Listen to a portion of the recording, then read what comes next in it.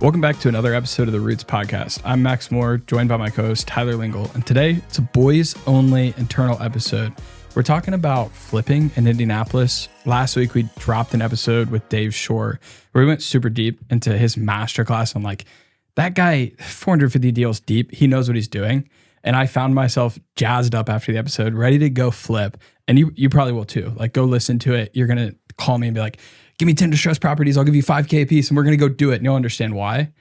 Disclaimer, slow down for a sec. All right.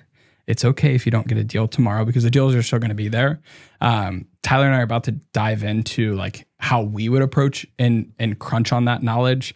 One of the things we're going to talk about is pre-market inspections, the importance of that, how to stack equity and how to stack kind of your lending partnerships. Leveraging your network is a key that we hear on every single episode of the Roots Podcast.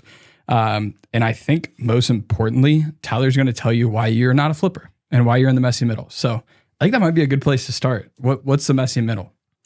Yeah. So the messy middle is this zone of flipping that we find most of our probably out-of-state investors are flipping in, which is I'm never going to step foot on the property. Right. I'm going to use a service for everything. For my money, I'm going to use a hard money lender. That's going to be 12%, 14%. For my contractor, I'm going to use a GC who's going to sub it all out for me. I'm going to use an agent.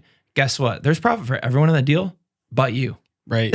There's no margins in the messy middle, which is that might have worked from 2010 to maybe 2018 in Indy. Yeah, there was $30,000 checks to go around for that, right? Right now with asset prices, in the past 4 years up, 50%, and lending costs up on every hard money lender's terms, and then the cost of materials and good up. Everything's gone up and the margins have gone down. Way down. So really there's two characters that definitely should be flipping. And if you're in the messy middle, you need to figure out how to move over to one or the other. Right. And the first is the sweat equity person. You're going to get in there, you're going to lay the vinyl flooring, you're going to paint the place, you're going to pick out the fixtures. They're more boutique. They can probably do one flip a year and then they're just gassed. And maybe they make 60 grand from that flip, or maybe 100 if it's a really, really good flip. And then on the other side, there's the professional is what I'm going to call it. So this is a Dave Short. This is a, someone who is a professional entrepreneur who has built a team of probably someone helping them acquire the deals and get a competitive, deep discount on the deals, paying for probably monthly marketing with an internal salesperson, a VA, probably have at least a 1099 crew, but possibly an internal crew on W-2 in scripted processes. So they may even have a warehouse with the cabinets and with the paint cans or whatever it is. So really it's the messy middle is the area of danger that probably me or you would be in if we just jumped in. Yeah, probably. No, we most definitely would be, right? Because the next place where I'm headed is I'm going to immediately start calling people to raise capital. It's I'm in the messy middle because I know where the deals are. I know who can accomplish it. Where I get caught up is the money piece of it, right? I don't want to go write that check, the $100,000 and $210,000 that the deal that's burning a hole in my pocket would have to be. But if I can find and leverage the person, to come on board and be a partner to do it, we'd be in a great spot. However, if I go do that, my attention is going to be very slim on the deal. It's probably going to sit for 8 months. I'm going to get it on market, and guess who's going to make money? Nobody. Probably the contractor, maybe. I want to dive into how is Dave finding his deals. I want to hit on that. I thought he had one of the coolest ways, because typically people will say, well, you can find deals anywhere, wholesaler, this. He said he had 45 different ways. But what it all boiled down to is the power of his network. And you hit on this a lot. Your the coffee tree to make a million, or however you've coined that term. What is it? Yeah. Net worth before the age of 30, over $1 million. Yeah. The first step is networking tree, but yeah. Got it. You hit on this a bunch with your networking tree. Sure. And, getting a net worth over $1 million before you're 30. What did you find intriguing through Dave's way that he's been finding deals? Right. Yeah. So he's not doing any paid marketing. He's not doing any we buy houses signs. He's not doing any of the things like you go online and watch YouTube videos on like, here's how you find flips. Hire a VA in the Philippines, get this list from PropStream and have them call it. Like he's not doing that. The overhead, right? He's doing paid per deal. So he has a bunch of agents that know, like, and trust him, that know he's going to pay him 3% if they bring a juicy, motivated seller. He gave an example of like a guy who lives in Denver and it must have had a relative pass away, who goes there. It's just full of a bunch of crap and furniture and is just like thinking, oh, I got to make 3 trips back to this property and work with this agent and do this. And he's like, I'll write you a check for $250 and I'll pay your agent outside of that. Of course, he's getting those deals all day long because that agent is motivated. So he's had contractors bring him deals. Well, he's the number one call, right? Like he has built a network so strong that who do you call when you have a distressed property in this subset area? You call Dave Short. Right. It's exactly who you call. And you call him because you know that you're going to get 15 grand in your back pocket, snuffed in there nice and neatly right after closing. And there's one other thing that I think it's hard to do that fresh out the block because how do you get people calling you? But he's given back. So when he's excelled at flipping and learned, hey, I don't buy homes before 1970, he's teaching those skills. Right. And he said a lot of his private money lenders and deal finders are people that were in his boot camps. Right. So it's like, as you learn, share what you're learning was a big takeaway because those people will be your allies. As you pour back into your network. You said something like, oh, how do you pay that agent? Invite the agent onto the deal. Like what if that's the leverage stack, right?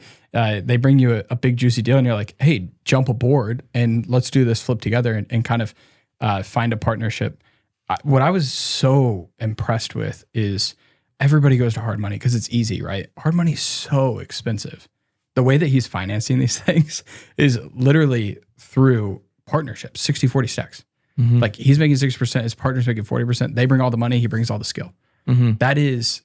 so you're hitting on kind of the third big takeaway, right? Which is the equity stack. Yeah. And I haven't heard of it positioned that way, but it's so stupid simple that like, why aren't we doing that? That makes no sense.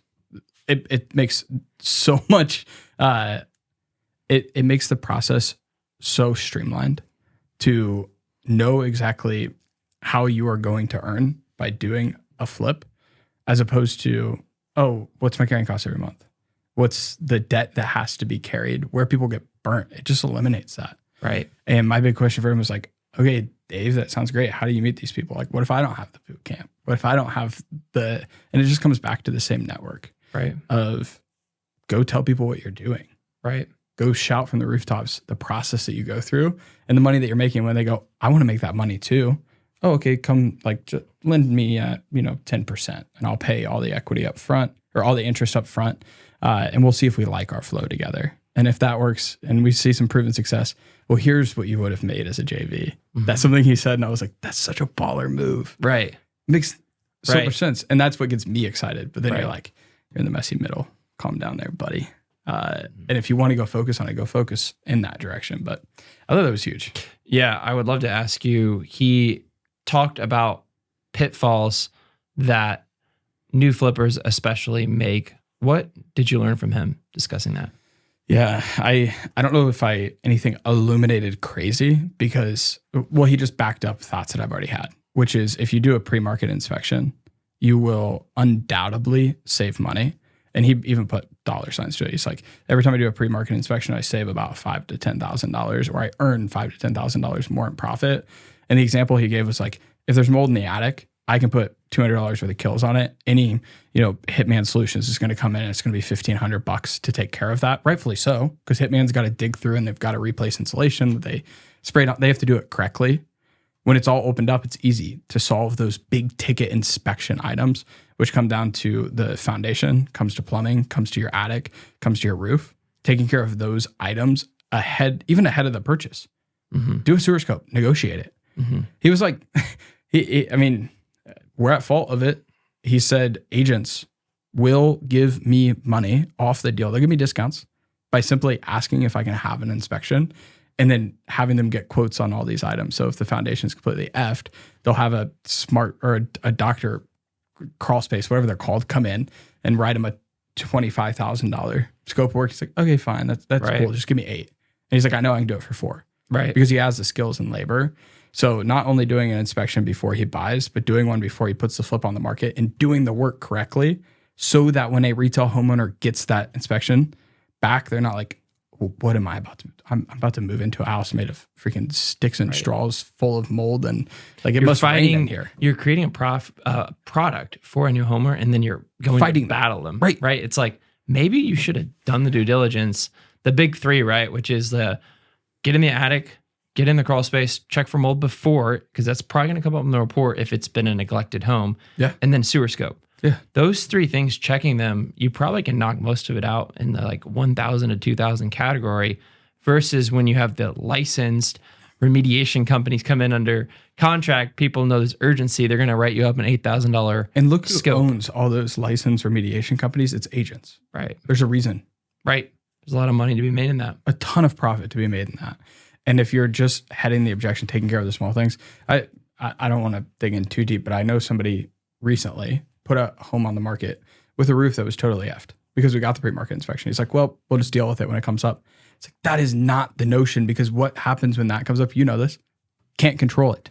They're bringing an uncontrolled company in that you don't have a relationship with. As where they could have just totally leveraged the relationship of a roofer that I have. Right. They could have done it for half the cost of whoever they're going to have come in.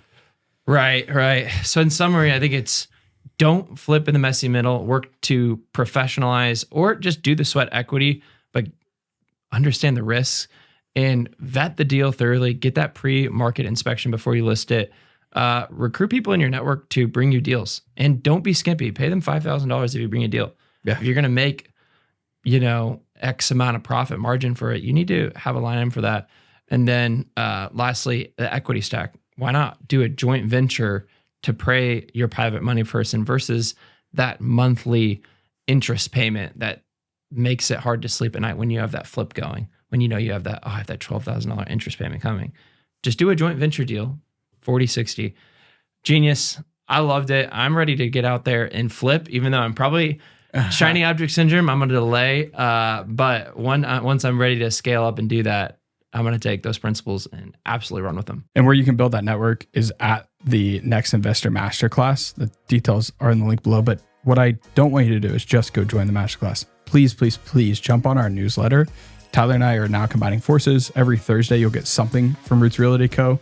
Whether it is a spicy, hot deal sheet from me that's just got all your deals if you're in the messy middle to go chase around, or if it is a in-depth story version of just value in the marketplace, written by none other than Mr. Tyler over here.